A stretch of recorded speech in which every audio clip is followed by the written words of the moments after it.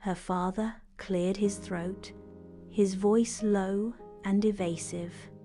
Iyore, things have been hard. There was always one problem or another. The money, we had to use it.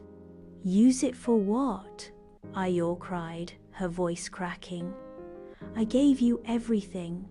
I went without food and rest so you could build the house.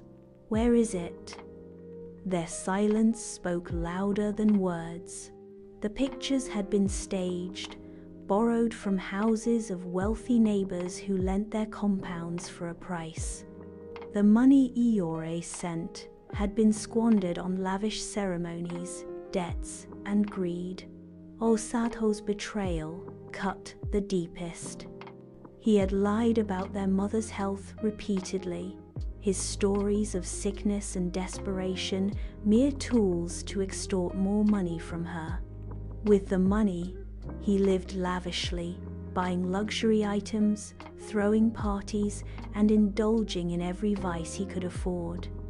Iyore collapsed onto the dusty ground, her tears falling onto the parched soil. The betrayal was a wound deeper than any hardship she had endured abroad. Days bled into weeks. Iyore wandered the bustling markets of Benin City like a ghost, her shattered dreams clinging to her like shadows. People whispered, some with pity, others with scorn. Iyore had left with so much ambition, only to return with nothing. But despair, she found, could also be the soil for something new. One evening, as the sun painted the sky amber and the Ogiso River murmured softly, Iyore sat by the banks and let the cool water lap at her tired feet. She watched children play, their laughter a balm to her wounded spirit. If I could survive in Europe, she whispered to herself, I can rebuild here. With the last of her hidden savings, money she had kept out of her family's reach, Iyore bought a small plot of land at the edge of the city. It was nothing like the sprawling mansion she had once dreamed of, but it was hers. She began planting crops, yam, cassava, and maize, her hands working the soil with a fierce determination. Months passed. Iyore's farm grew lush and fruitful. She sold her produce at the bustling Oba market, her reputation for hard work and fairness spreading quickly. Traders and customers alike admired her resilience and honesty.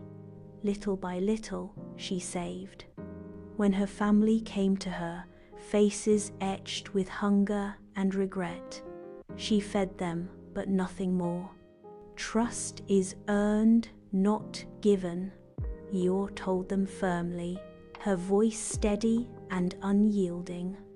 In time, Iyore built her own house, a modest, one-story home with a zinc roof and smooth, plastered walls painted white, just as she had always dreamed.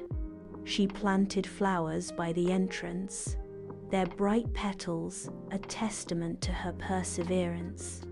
Her journey had been brutal, her heart broken by those she loved most, but she had rebuilt herself from the ashes of betrayal.